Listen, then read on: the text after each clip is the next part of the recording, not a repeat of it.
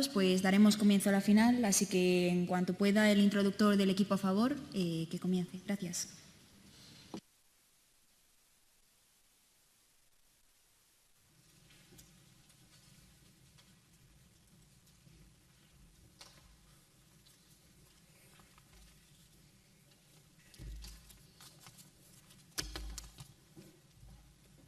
Cuando era pequeña, vi en el patio de mi colegio cómo un grupo de chicos se reían y empujaban a un niño más pequeño.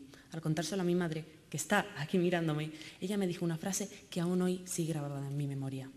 Cuando te intentan hacer daño, no busques devolverlo, intenta protegerte. De la misma manera, el control de la información defiende y protege nuestras democracias sin generar daños significativos. Desde la Universidad de Salamanca les invitamos a reflexionar. ¿Es el control de la información el mecanismo de defensa que necesita la democracia ante las amenazas actuales? Muy buenos días. Mi nombre es Lucía y junto con mis compañeros Irene, Jesús y Amina analizaremos y demostraremos que el control de la información es conveniente para la democracia porque la protege y la fortalece. Para ello, es fundamental que entendamos que un control de la información es aquella medida institucional que busca combatir la propagación de información falsa de manera transparente y objetiva, siempre limitado por contrapesos institucionales efectivos. De la misma manera, será conveniente aquello que protege nuestra democracia de las amenazas que vienen de fuera y la fortalece por medio de su pilar fundamental, la participación ciudadana. Pero es pertinente que respondamos a dos cuestiones: sobre qué protegemos, sobre qué controlamos la información y cómo lo controlamos. Lo controlamos sobre la desinformación, que se define básicamente como la información intencionalmente falsa o engañosa, como ya nos dice el Tribunal de Cuentas Europeo. Esto nos indica la necesidad de actuar. ¿Cómo lo hacemos? Pues precisamente el Poder Ejecutivo aplica las medidas de control, pero esto se somete a dos límites, a dos contrapesos fundamentales en democracia, que reflejan la independencia de poderes. El primero, siendo el legislativo, pues necesito mayorías que aprueben las leyes que luego yo voy a aplicar. Aquí vemos la diversidad política y la diversidad de los ciudadanos, y un segundo control, que es el control judicial. Si yo me extralimito, el Estado de Derecho es defendido por este poder. De la misma manera, la cuestión no es si un control es perfecto, pues nada lo es, sino si es conveniente, entendiendo por esto que los beneficios son mayores que los perjuicios. Es por ello que desde el equipo en contra no solo deberán demostrar que no es conveniente, sino que una ausencia del control no deriva en más perjuicios que beneficios. Desde el equipo a favor demostraremos que los aspectos positivos del control son mayores que los posibles aspectos negativos que aumentarían sin este control.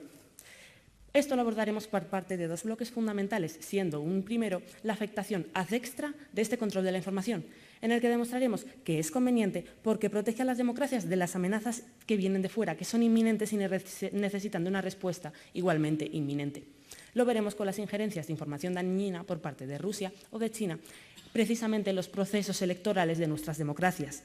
Y es que el SEAE nos dice que en 2024 se produjeron 505 incidentes por parte de estos agentes. Esto nos demuestra la debilidad de las democracias ante esta información que viene de fuera, ante esta desinformación de la que necesitamos protegernos. Y lo haremos por medio del control, porque es lo más eficiente, como vemos, por ejemplo, en el protocolo Brady-Glass, que disminuyó significativamente la desinformación en Estados Unidos durante las elecciones. Abordaremos un segundo bloque de la afectación ad intra de este control de la información, en el que demostraremos que es conveniente porque fortalece su pilar fundamental, la participación ciudadana. Cuando yo tengo información veraz, baso mis decisiones en cosas fundamentadas, pero la desinformación menoscaba este proceso.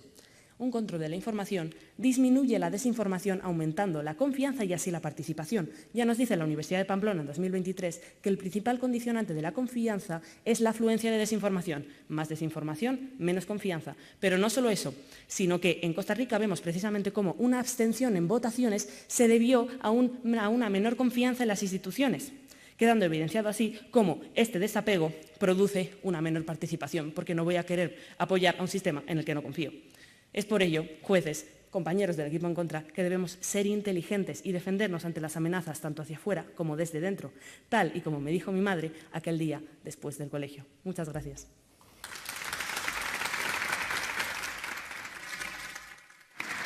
Antes de proceder con el examen cruzado, recordad a los oradores que deberéis encender el micrófono y después de formular la pregunta, apagarlo. Muchas gracias. ¿Se escucha? Perfecto.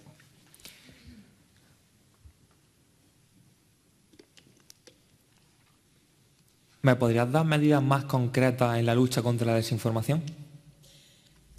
Vamos a poner una serie de límites de la desinformación que viene de fuera, y esto lo veremos, por ejemplo, con la eliminación de injerencias de información negativa. Rusia intenta acceder a mi democracia por medio de las elecciones, el momento en el que soy más débil como democracia, imponiendo una información falsa a la que pueden acceder mis ciudadanos. Yo la voy a eliminar, y esto es así, y esto hemos visto que se ha producido, por ejemplo, por el protocolo Break the Glass, en el que se han eliminado de manera muy significativa, como demostraremos, los contenidos de desinformación en las elecciones. ¿Qué tipo de información transmitía Rusia para que interfería en las elecciones? ¿Cómo lo hacía?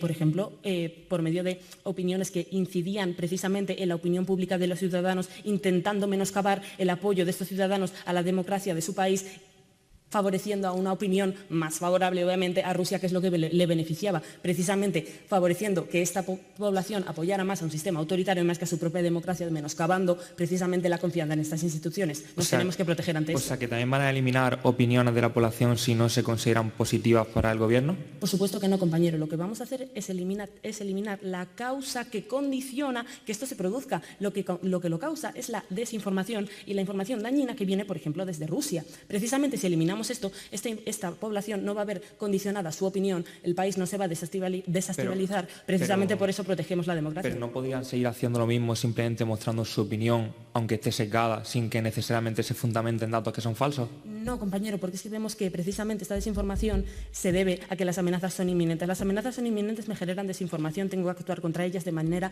inminente, y esto se tiene que hacer por medio del control. Pero ¿qué tipo de amenaza inminente diría Rusia? ¿Cómo no puede simplemente decir algo que es cierto pero está sesgado?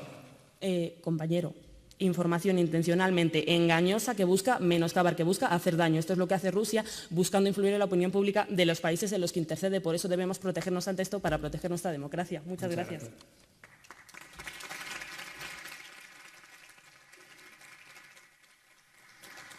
Continuaremos con la introducción del equipo en contra.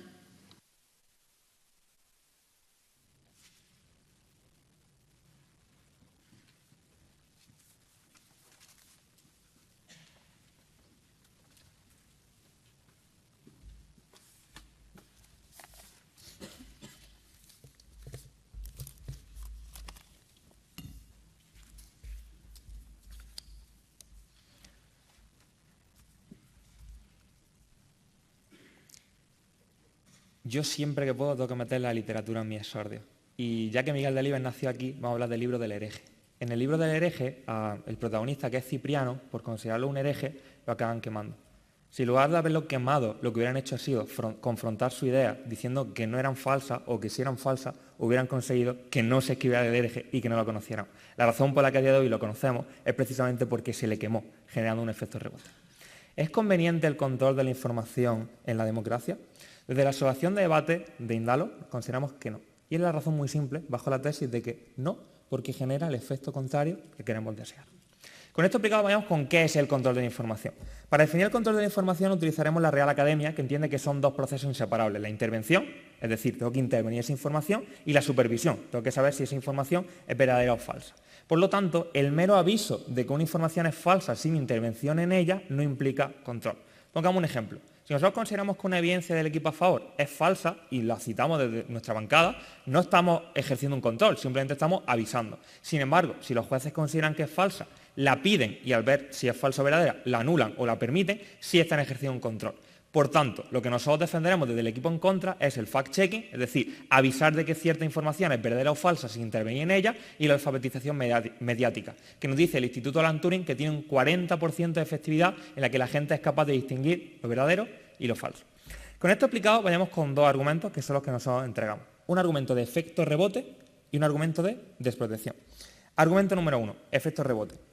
A día de hoy, debido a que una gran cantidad de información, está aumentando el número de fact-checking. De hecho, nos dice la Universidad Carlos III que anualmente ha aumentado un 26%. Es decir, medios, periódicos como Maldita.es, pero también personas, a través de, por ejemplo, etiquetas que dicen que cierto contenido es falso o que ese contenido puede estar sesgado.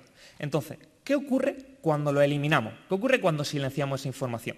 Lo que se conoce como efecto Streisand, que es que el intento de silenciamiento de una información genera el efecto contrario volviéndolo más llamativo. Esto es precisamente lo que hemos visto con la lucha de la antivacuna, lo que hacía Donald Trump, que luego fue al Capitolio, vendiendo que estaba siendo censurado y por tanto más gente conocía esa información. Pero evidentemente no me lo estoy inventando yo. Nos dice la revista Información, Comunicación y Sociedad que el efecto Streisand existe y además nos muestra un estudio de caso, que es que Facebook, tras eliminar un contenido por considerarlo falso, lo que acabó provocando, ¿qué? Que aumentara el 84% sus menciones. Por tanto, no es conveniente el control de la información porque solamente hacemos las fake news más llamativas y por tanto amplificamos los efectos negativos que estas pueden generar. Segundo argumento, desprotección.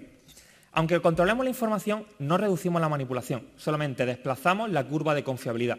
Un porcentaje de gente confía más en los medios porque considera que estos están regulados y por tanto no te mienten, y otro porcentaje de la gente desconfía de los medios porque considera que está siendo censurado, que están interviniendo en ellos y por tanto se desplaza y se va a otros lugares. Ambos porcentajes coexisten porque somos una demografía muy heterogénea y por tanto algunos confían más y otros desconfían. El punto es que se genera un desplazamiento en esta curva.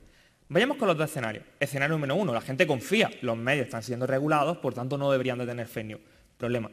Siguen existiendo técnicas de manipulación muy efectivas. Esto es precisamente lo que nos dice el lingüista Noam Chomsky en su evidencia 10 maneras de manipular periodísticamente.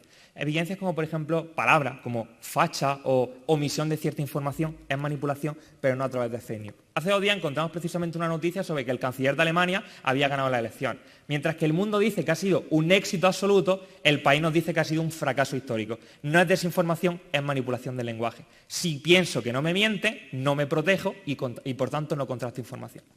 Escenario número 2, la gente se desplaza. Twitter está siendo censurado. ¿Qué es lo que hace la gente? Se va a otros medios de información que son más herméticos todavía y acaban siendo radicalizados. Esta evidencia de comunicación nos dice que precisamente tras una intervención en Twitter, el 69% se fue a Telegram. Muchas gracias.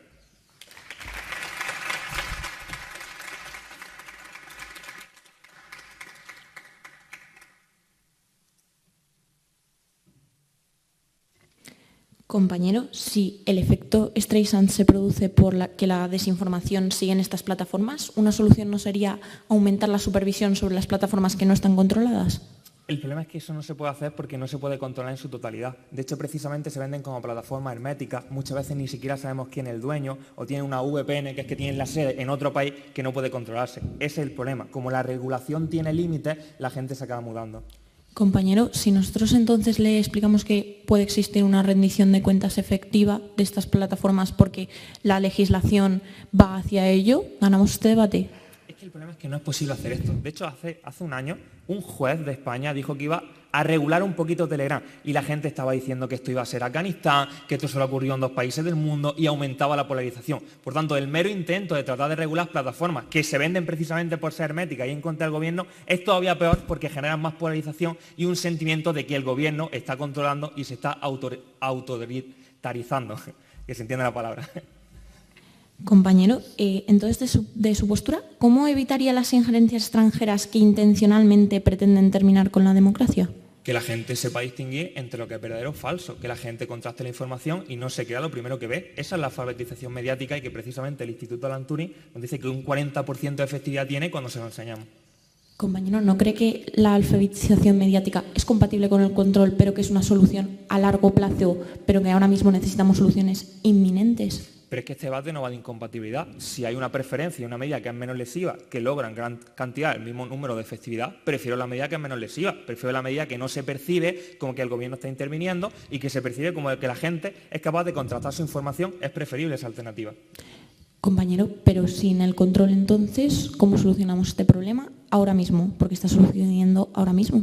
Claro, pero es que la comparativa no es solucionar el problema, es agravarlo. Es decir, se está agravando cuando ejerce un control de la información porque se vuelve más llamativa. Por eso no es preferible. Muchas gracias.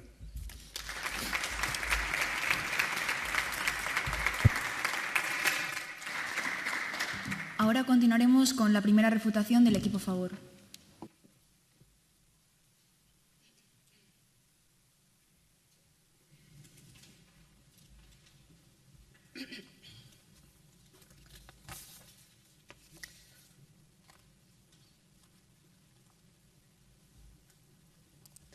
Queridos jueces, Si ustedes controlan si una evidencia es verdadera o es falsa, ¿no es acaso eso conveniente para el buen desarrollo de este debate? Bien, nos traía el equipo contrario, nos preguntaba por qué debemos controlar a Rusia. Bueno, yo creo que es bastante evidente. Rusia es un país autoritario que busca dañar democracias, como lo explicaré en el desarrollo de mi intervención. Por otra parte, creo que es muy importante destacar que todas las medidas que me trae el equipo contrario no podemos aplicarlas porque son a largo plazo y yo les voy a demostrar que el peligro de la desinformación es inminente. Dicho esto, pasaré a introducir la carga argumental del equipo de la Universidad de Salamanca. Como ya señaló mi introductora, existen contrapesos que limitan el mal uso del control informativo. Un ejemplo en España donde las leyes que afectan la libertad de expresión requieren una ley orgánica, lo que implica mayorías cualificadas y, como consecuencia, amplia representatividad política. Veremos en nuestro primer bloque cómo el control de la información es conveniente para la democracia en un nivel ad extra. Pero antes, su pregunta, compañero. Si el fact-checking solo funciona a largo plazo, entonces ¿cómo elimino contenido si, según ustedes, no se puede todavía supervisar si es verdadero o falso? ¿No estaríamos siendo falsarios?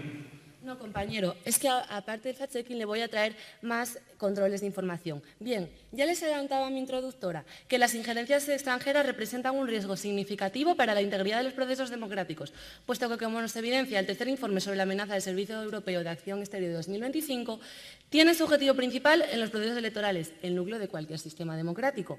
Un ejemplo de esta misma semana, el ultranacionalista Georgescu creció en las elecciones rumanas gracias a una campaña en TikTok. Aunque los servicios de inteligencia vincularon su ascenso a una influencia rusa, volvió a ser elegido en la segunda vuelta de las elecciones. Este mismo informe revela que 505 injerencias extranjeras de manipulación afectaron a un total de 322 organizaciones, entre ellas la Unión Europea y la OTAN. Este peligro se ha visto reflejado en países como Moldavia, donde las autoridades informaron de que Rusia había intervenido en su referéndum democrático de 2024. En cuanto al control para frenar estos ataques, contamos con protocolos como Break the Glass, que se aplicó en los meses electorales en Estados Unidos, país que, según la revista Sociological Science, en las elecciones de 2020 pasó de unos 50 millones de informaciones falsas al principio del periodo a casi cero justo antes de las elecciones. Esta medida de control elimina la desinformación mediante la verificación de hechos y la suspensión de cuentas y se justifica como una respuesta excepcional ante riesgos excepcionales. Cuando la desinformación masiva alcanza niveles capaces de sabotear un proceso democrático, el control riguroso de contenido se vuelve la única vía efectiva para proteger la integridad electoral. Dicho esto, veamos en nuestro segundo bloque cómo el control es conveniente en un nivel ad intra. Y es que la mayoría de las personas reconoce estar muy expuesta a desinformación, concretamente el 68% de europeos, según un informe de 2023 de la Universidad Miguel Hernández. Y lo que es más, el 38% identifica la desinformación como el principal problema para la democracia. Esta desinformación deteriora la confianza en los medios de comunicación y, por extensión, en las instituciones y el sistema democrático per se. El Eurobarómetro de 2018 mostraba que la confianza en los medios públicos era bastante amplia, entre el 63 y el 70%. Sin embargo, en 2023, menos de la mitad de europeos confían en estos medios. Además, según la Universidad Central Europea en 2021, el consumo de medios tradicionales presenta una correlación positiva con la confianza institucional. Y según la encuesta nacional de participación ciudadana, que analiza 2 procesos electorales en Costa Rica, quienes se abstienen muestran una confianza significativamente más baja en las instituciones, con una puntuación entre el 5,6 y el 4,6 para los abstencionistas y una de entre el 6,6 y el 6,8 para los votantes. Esto demuestra que a mayor desconfianza hay una menor propensión a votar. Dígame, compañero. ¿Y no le parece positivo que yo desconfíe de los medios de comunicación para así también contrastar la información que me brindan y no creérmela a la primera? Compañero, ya le voy a demostrar cómo la desinformación baja gracias a este control. Todo esto se refleja en una menor participación política. El Consejo de Europa muestra una caída progresiva en la participación electoral, de casi un 76% en 2001 a casi un 66% en 2022. El fundamento de la democracia es la soberanía popular, por lo que una baja participación electoral reduce la representatividad institucional y con ello la legitimidad democrática. En cuanto al control para paliar este problema, Estados Unidos cuenta con protocolos como el ya mencionado Break the Glass. Por su parte, la Unión Europea ha desarrollado marcos como el Reglamento de Servicios Digitales actualizado en 2023, que obliga a las plataformas a actuar contra contenidos manipulativos. Gracias a estas medidas, la exposición a desinformación ha descendido del 83% en 2019 al 78% en 2023, según eVerifier. Este impacto es muy importante y sería aún mayor si seguimos por esta línea aplicando medidas. Además, cuando veo que las instituciones actúan contra un problema, mi confianza en ellas aumenta. De esta manera queda demostrado que el control de la información es conveniente para la democracia porque la protege hacia afuera y la refuerza desde dentro. Muchas gracias.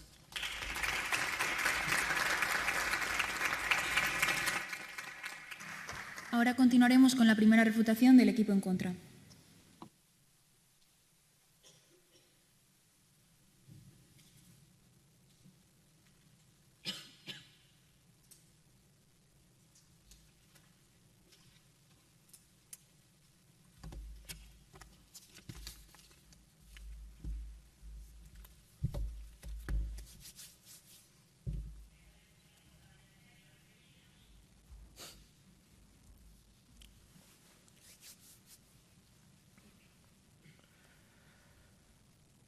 Miren, el otro día, al llegar a Valladolid, me di realmente cuenta de qué es esto del efecto Streisand. Y es que nuestro anfitrión del Airbnb en el que nos estamos quedando nos dijo que al llegar al alojamiento, bajo ninguna concepción entrásemos en una sala. ¿Qué hizo Capi y Bogdan? Nada más llegar, obviamente, entraron a ver qué había.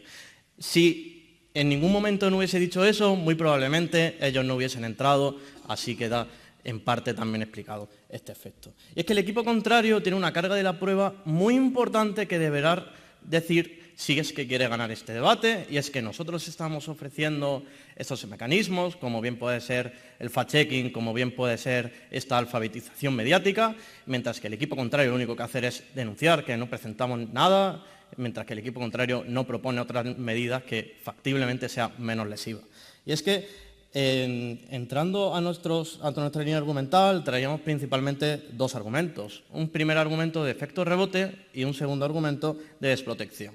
En el primer argumento de efecto rebote, principalmente le hablábamos de este efecto Streisand, y es que ya evidenciábamos desde la introducción que es un fenómeno constante cuando se controla la información. En octubre de 2020, por ejemplo, Twitter bloqueó la difusión de un artículo del New York Post sobre Hunter Biden, alegando posibles desinformaciones. Y es aquí cuando investigadores del MIT observaron que tras esta acción, las comparticiones del artículo pasaron de 5.500 cada 15 minutos a 10.000. Vemos como casi se duplica, es decir, en el momento en el que yo censuro esta noticia, se ve esa duplicidad. En el momento en el que el del alojamiento me dice que no entre a esta sala, pues yo solo por curiosidad voy a entrar porque tengo intriga de ver qué es eso. Y es que el razonamiento detrás de esto es que se apoderan de la narrativa de estar siendo censurados porque su mensaje es peligroso para el gobierno. Esto principalmente, ¿dónde lo podemos ver? Pues durante la pandemia del COVID. Con este escepticismo antivacuna, lo único que hacía, digamos, el gobierno, las plataformas, eran como censurar toda esta información, censurar como todas estas noticias que se compartían. ¿Qué pasa? Que lo único que hacía esto era como incrementar ese escepticismo que ellos mismos percibían porque realmente pensaban que era el gobierno quien estaba atacando, que era el gobierno que no quería que se diese esa información. Y es que antes de entrar a nuestro segundo argumento, su pregunta. Compañero, ¿me puede mostrar la efectividad o el impacto real de los fact-checkers?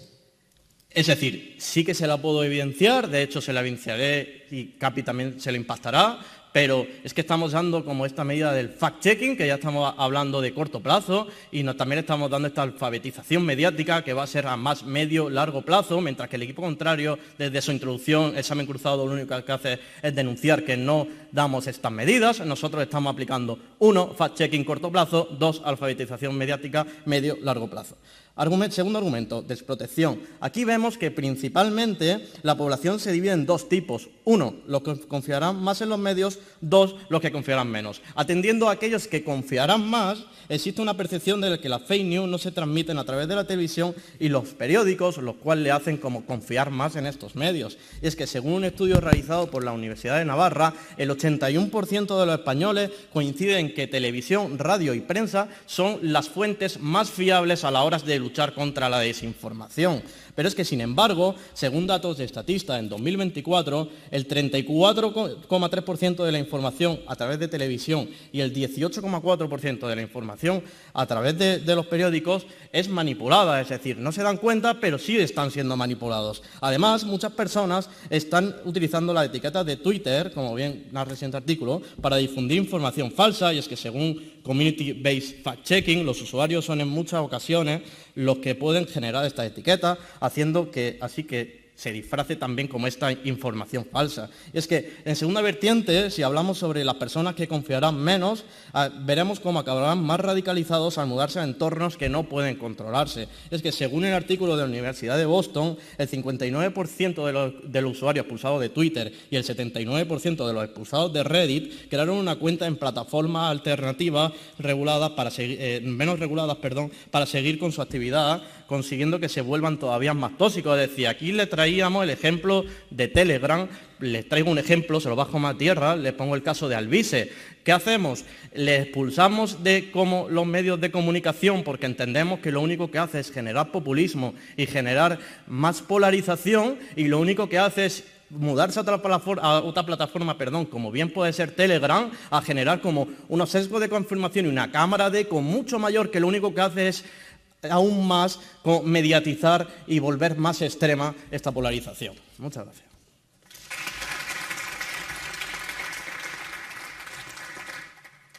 Ahora procederemos con la segunda refutación del equipo a favor.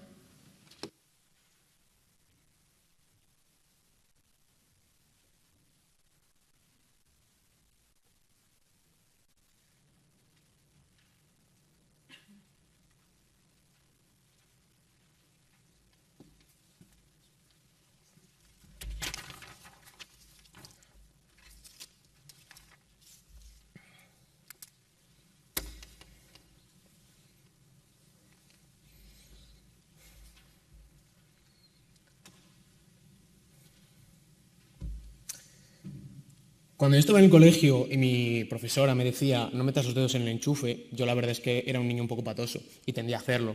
Efectivamente, tendíamos a hacernos daño y a depender en cierta medida de las narrativas que sí que se pueden llegar a impulsar desde lo que nosotros entendemos como autoridad. Sin embargo, cuando me lo decía mi padre, no metas los dedos en el enchufe, te vas a electrocutar, y me lo explicaba bien y tenía realmente una manera convincente de hablarme, yo cambiaba completamente mi comportamiento. En este caso, no metía los dedos en el enchufe, no hacía este acto que podía terminar dañándome. Quería empezar esta refutación mencionando unas cuantas medidas concretas, ya que han dicho que no las presentamos. El primer caso es el protocolo Break the Glass, el cual no han mencionado en ningún momento, y el segundo son las sanciones impuestas por la Unión Europea a Hungría, lo que demuestra que efectivamente hay una cierta rendición de cuentas dentro de los Estados hacia la Unión Europea, y que puede llegar a reflejarse en el caso del control de la información.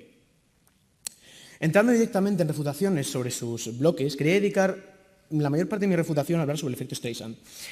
Este efecto no es un efecto incondicional, sino que es condicional a la percepción ciudadana, al control de la narrativa que se tenga de los medios y de cómo estos la enuncian. Es decir, cuando una narrativa, cuando un medio de comunicación es percibido como hostil, cuando un medio de comunicación es percibido como algo de lo que no nos podemos fiar, en lo que tenemos baja confianza, realmente nosotros podemos desconfiar de este y podemos producir un efecto Streisand. Sin embargo, ya les hemos demostrado desde nuestro equipo que realmente nosotros lo que buscamos es aumentar la confianza de las instituciones para que aumente la participación, y por lo tanto unas instituciones más confiables son menos susceptibles de sufrir precisamente este efecto Streisand. Con lo cual, si este control no se llega a producir de una manera agresiva, sino como hemos explicado nosotros, con unos contrapesos institucionales bien marcados, con una transparencia adecuada y en general percibiéndose por parte de la sociedad como algo beneficioso, que es en última instancia el modelo que nosotros tratamos de imponer, el efecto Streisand se ve enormemente reducido, precisamente porque carece de aquel impacto, de aquella sensación de realmente tengo que hacer algo porque me están ocultando cosas. Realmente nosotros lo que buscamos es un control efectivo y un control que precisamente evite esto. Por lo tanto, es intuitivo afirmar que si nuestras medidas buscan aumentar la confianza y la participación, de nuevo, no se da o se puede llegar a dar de una manera reducida.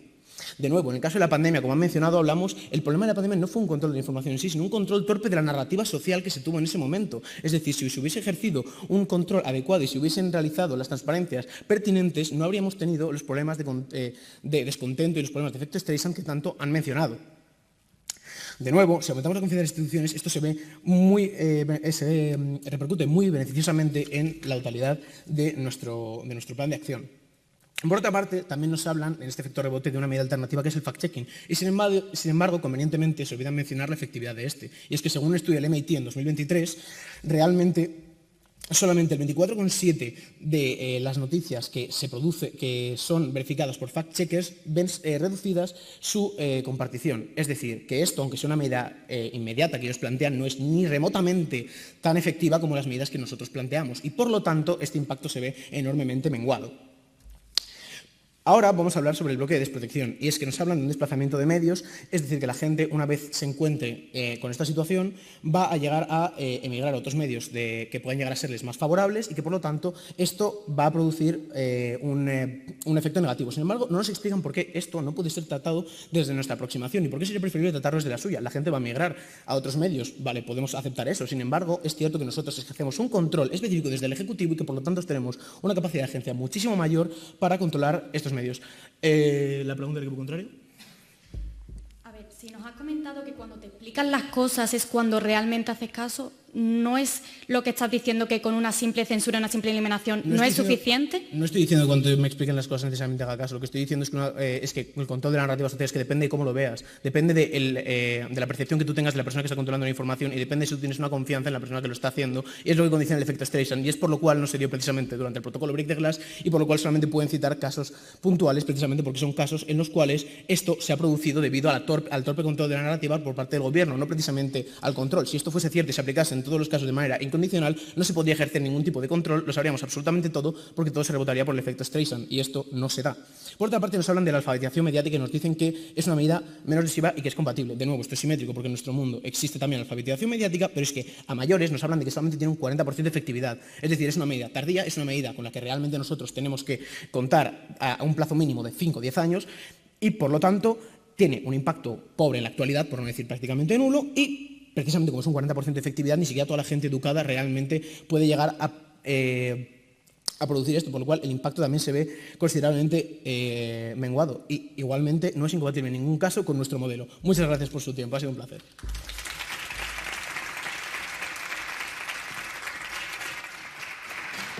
Continuamos con la segunda refutación del equipo en contra.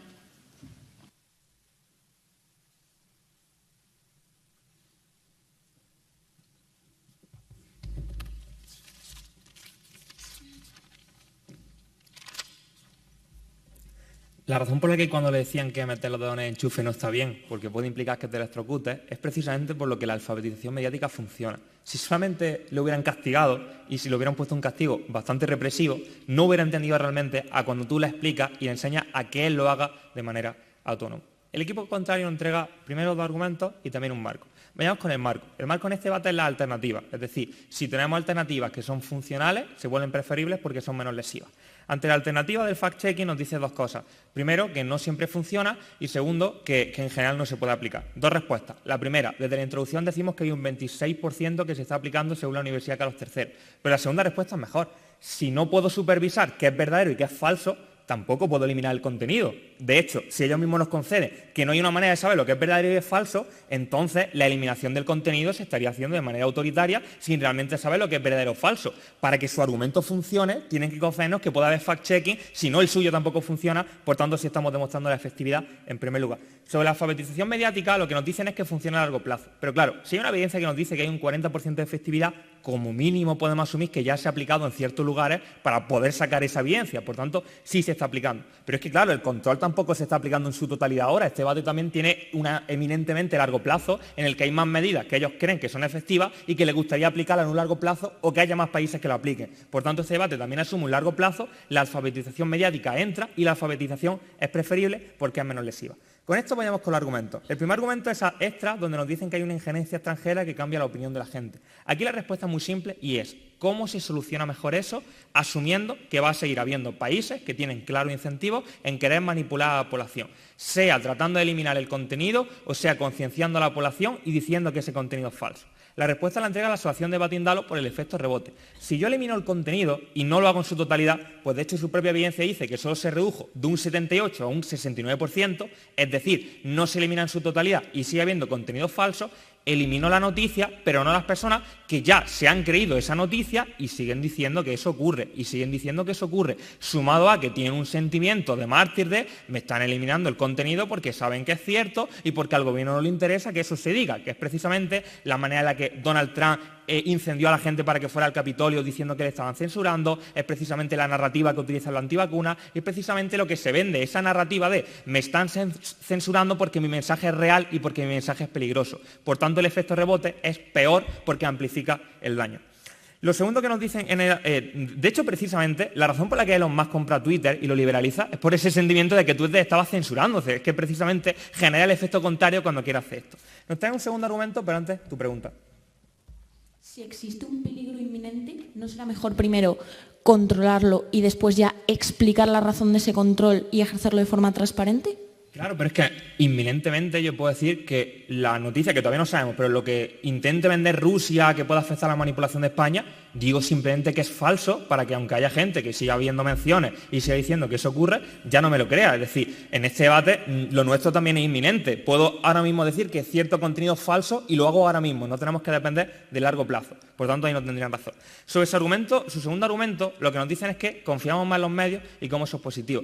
Pero es que no es positivo, tenemos que ser escépticos con los medios de comunicación por lo que nosotros explicamos. Los medios de comunicación también utilizan noticias falsas. De hecho, evidenciamos que hay un 34% de noticias falsas a pesar del control que ellos han tratado de evidenciarnos. Por tanto, yo tengo que ser escéptico de que el país y el mundo me pueden mentir tanto como Twitter para no creérmelo y querer contrastar la información.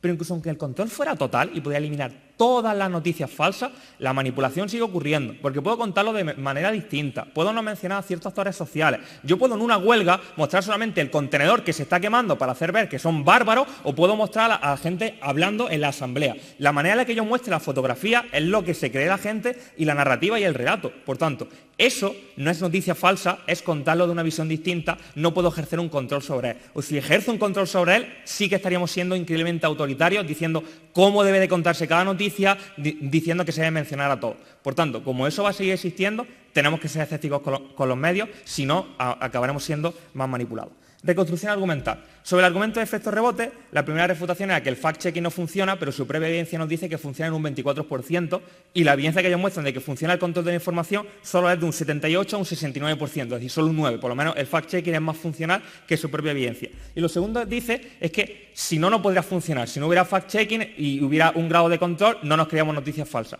Pero es que a día de hoy hay muchísimas noticias falsas que no las creemos, a pesar de que haya un control. Es que el control no funciona y lo estamos viendo a día de hoy, y precisamente con la inteligencia artificial tenemos que saber contratar la información. Y sobre el argumento de desprotección solo nos dicen que es poco, pero que haya poca gente que se radicalice es muy grave en una democracia. Muchísimas gracias.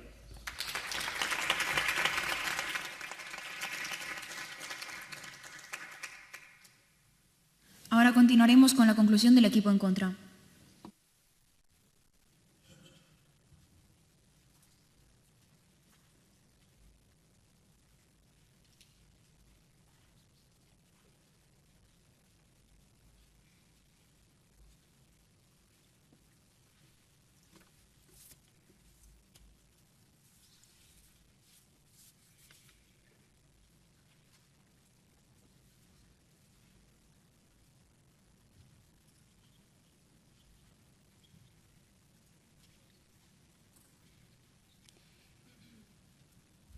En este debate hay un consenso claro sobre qué es el control de la información.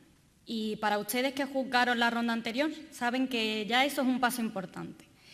El control de la información se ha establecido como la eliminación del contenido. El control de la información se ha establecido como la censura.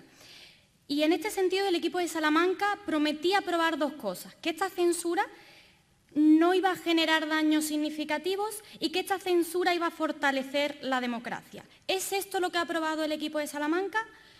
Veámoslo. Nos traían un primer argumento, un argumento ad extra. En este nos decían, nos protegen de las amenazas que vienen de fuera, este control, esta censura. Pero ¿cómo os lo explicaban? Os decían, tenemos países como China y Rusia que nos mandaban fake news y por lo tanto hay que eliminarlas.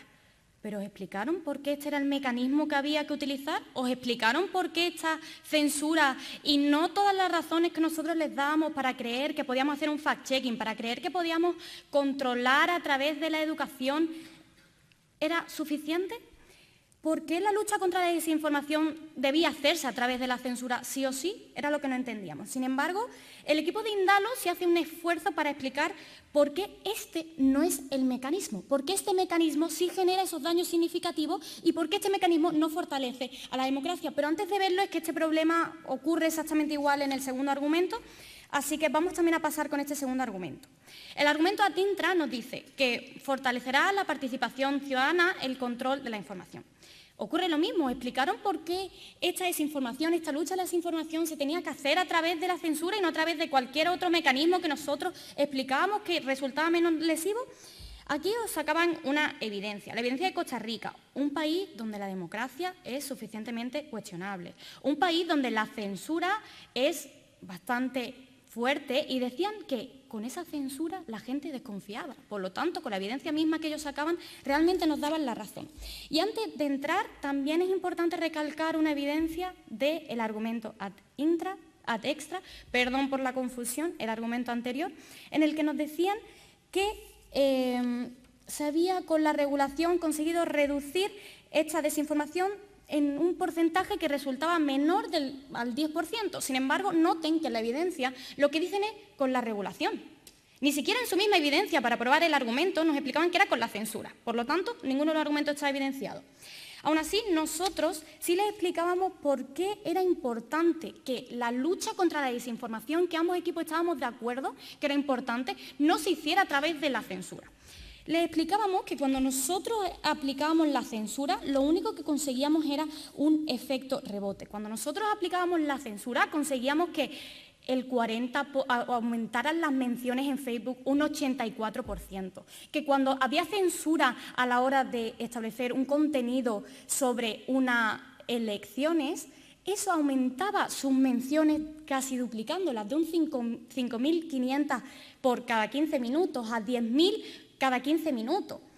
Esto hacía que nuestra argumentación estuviera por encima. ¿Por qué? Porque si ellos lo que pretendían era demostrar que efectivamente se iba a conseguir luchar contra esa desinformación, nosotros les decíamos no, iba a ocurrir todo lo contrario.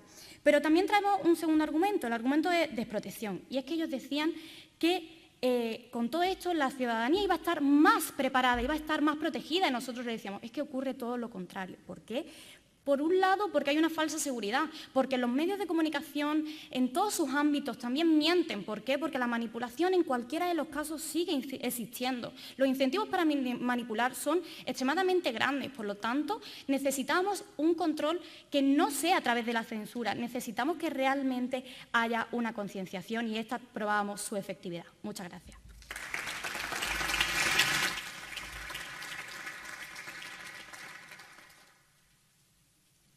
Por último, para concluir este debate, damos paso a la conclusión del equipo a favor.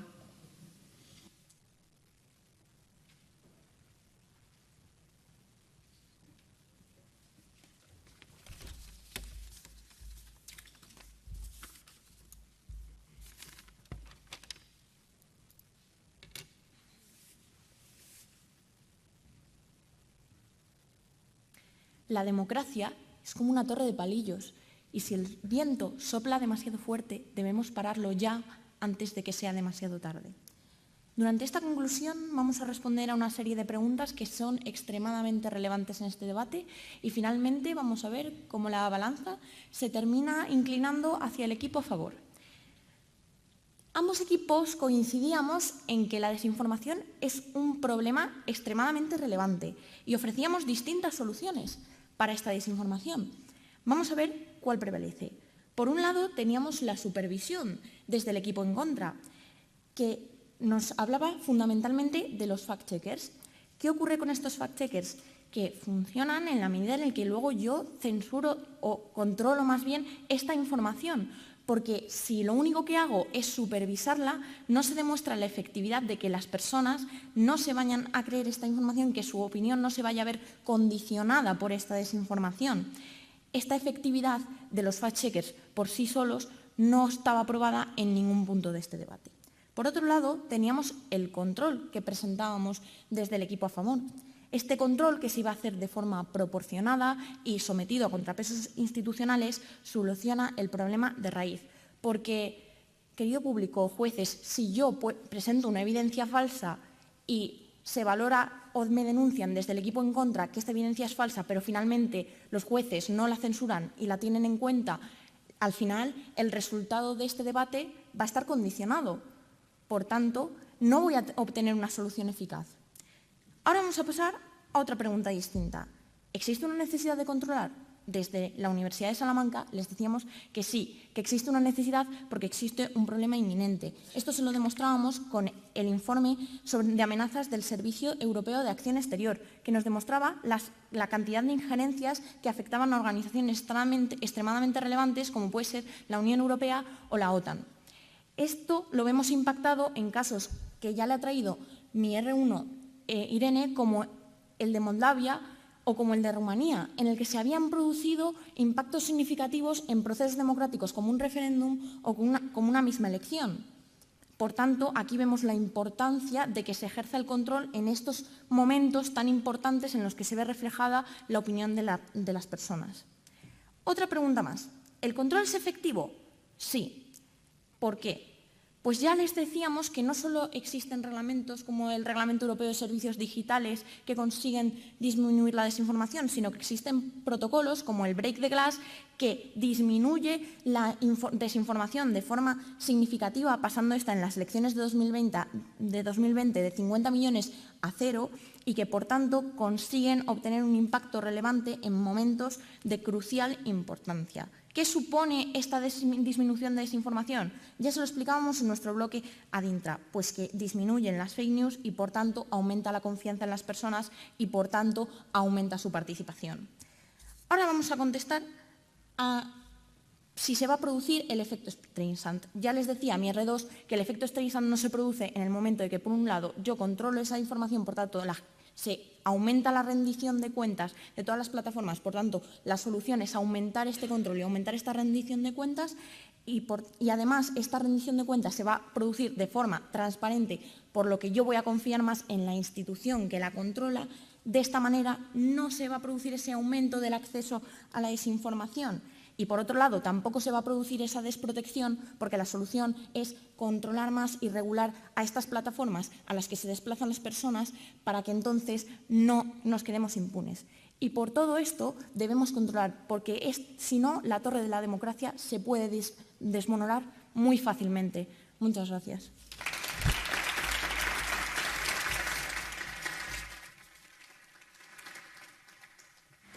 Bueno, una vez ya concluido el debate, rogamos a los jueces que marchen a deliberar, mientras el resto esperamos aquí para que se diga el fallo. Muchas gracias.